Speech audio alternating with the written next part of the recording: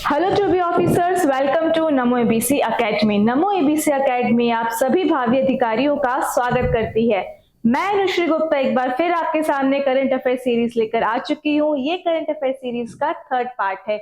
ये क्वेश्चंस उन सभी एग्जाम्स के लिए इंपॉर्टेंट है जिससे आप अधिकारी बनने वाले हैं। So let's begin the journey to become an officer. First question है, who will be awarded the Vyas सम्मान 2023? 33rd व्यास सम्मान से सम्मानित किसे किया गया है? ऑप्शन है हमारे पुष्पा भारती, अमिताभ घोष, ममता कालिया या लीलाधर जगौड़ी। पुष्पा भारती, अमिताभ घोष, ममता कालिया या लीलाधर जगौड़ी। तो व्यास सम्मान दिया जाता है के बिरला फाउंडेशन के द्वारा। इसमें मिलता है cash prize 4 lakh rupees. 33rd Vyas Samman दिया गया है पुष्पा भारती जी को उनके इतिहास लेखन यादें यादें और यादें के लिए। इसकी शुरुआत हुई थी 1991 में। पहला व्यास सम्मान दिया गया था रामविलास शर्मा जी को। शुरुआत 1991 में रामविलास शर्मा जी को। 32nd व्यास सम्मान दिया गया था डॉक्टर ज्ञान चतुर्वेदी जी को उनकी नॉवेल पागल खाने के लिए। 33rd दिया गया है पुष्पा भारती जी को। बढ़ते हैं अगले क्वेश्चन की तरफ। नेक्स्ट क्वेश्चन है, which country has launch the dodo de extinction project? Dodo विलोपन परियोजना किस राष्ट्र के द्वारा चालू की गई है? ऑप्शंस है Mauritius, India, New Zealand. Mauritius, New Zealand, India या इंडोनेशिया। तो डोडो पक्षी को संरक्षण करने के लिए, उसको उसके मूल निवास के स्थान में वापस लाने के लिए ये योजना चालू की गई है मॉरिशियस के द्वारा। मॉरिशियस के द्वारा चालू किया गया है डोडो डी एक्सटिंक्शन प्रोजेक्ट। मॉरिशियस के प्राइम मिनिस्टर हैं मिस्टर प्रवीण जगन्नाथ और वहां की कैपिटल है पोर्ट लुइस।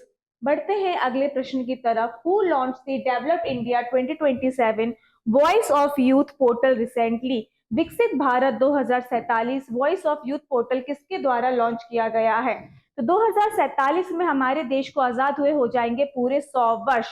100 वर्ष के उपलक्ष्य में प्रधानमंत्री मोदी जी का विजन है कि 2047 में हमारा देश डेवलपिंग कंट्री से डेवलप्ड कंट्री की स्टेज में आ जाएगा, विकसित भारत बन चुका होगा। इसलिए उसी के उपलक्ष्य में ये योजना चालू की गई है, ये पोर्टल लॉन्च किया गया है जिससे हमारे देश के युवा इस पोर्टल की हेल्प से देश को आइडिया दे पाएंगे, सजेशन दे पाएंगे कि विकसित भारत कैसे बनाया जा सकता है 2047 तक। तो इसका सही आंसर है प्राइम मिनिस्टर नरेंद्र मोदी। प्रधानमंत्री नरेंद्र मोदी जी के द्वारा ये पोर्टल लॉन्च किया गया है।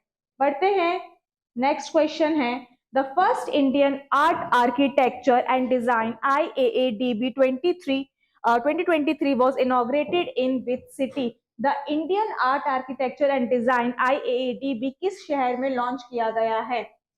बोलते हैं कि book act as a windows of the world and art is a great journey of the human mind.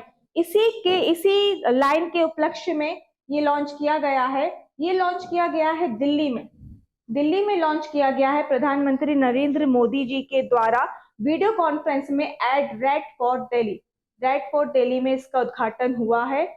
ये हुआ क्यों है? इसका मोटिव है to promote our cultural heritage, हमारे देश के आर्टिशियंस को, हेरिटेज को और कल्चरल एक्टिविटीज को प्रमोट करने के लिए ये लॉन्च किया है।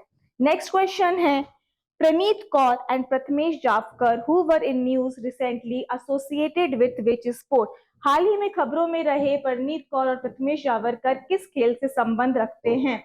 हमारे देश का नाम रोशन करके हमारे देश के लिए 2 स्वर्ण पदक हासिल करने के बाद ये हमारे देश में वापस लौट चुके हैं। आर्चरी चैंपियनशिप हुई थी ताइपी चीन में। तो दोनों खेल से संबंधित कौन से खेल संबंध रखते हैं? आर्चरी से।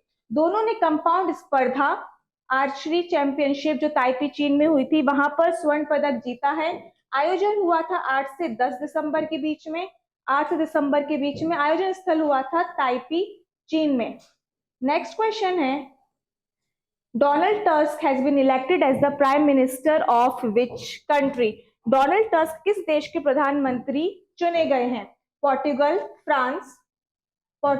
फ्रांस, पोलैंड या इटली? ये सेंट्रिस्ट पार्टी से बिलोंग करते हैं और ये चुने गए हैं पोलैंड से इनको प्रधानमंत्री के रूप में चयनित किया गया है।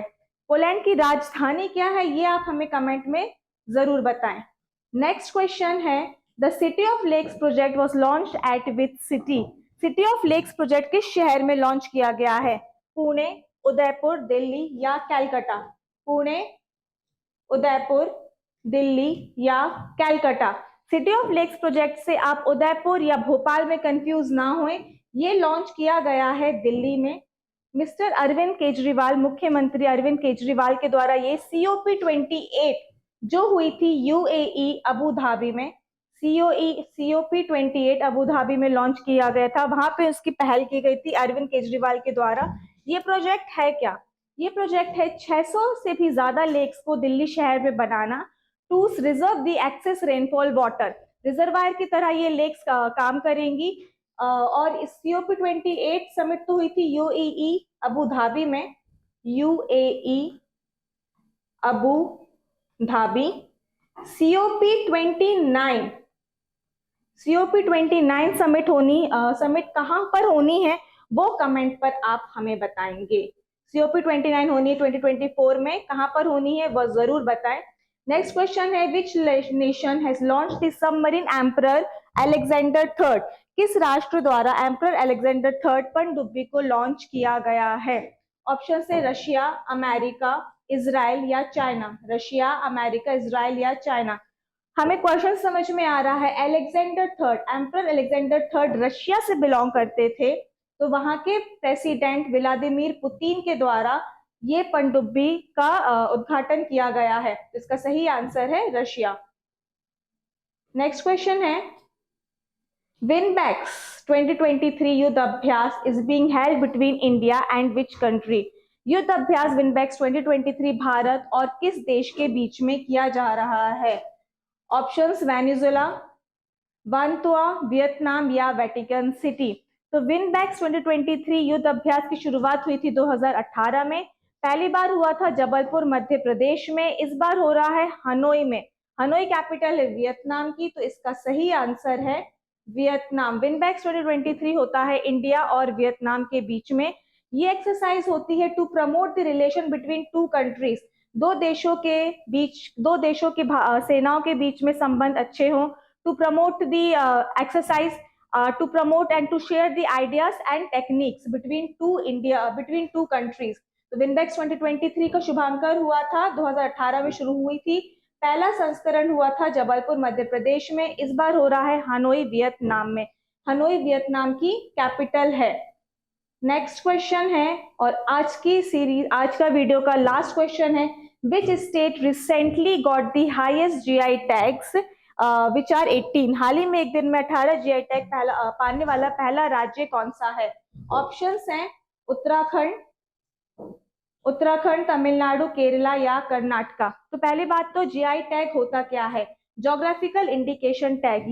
ये नाम या चिन्ह उन उत्पादों के लिए दिया जाता है जो स्पेशलाइज होते हैं पर्टिकुलर रीजन के लिए। Geographical indication tag goods and right protection act 1999 के द्वारा दिया जाता है। Rights, goods, right and protection act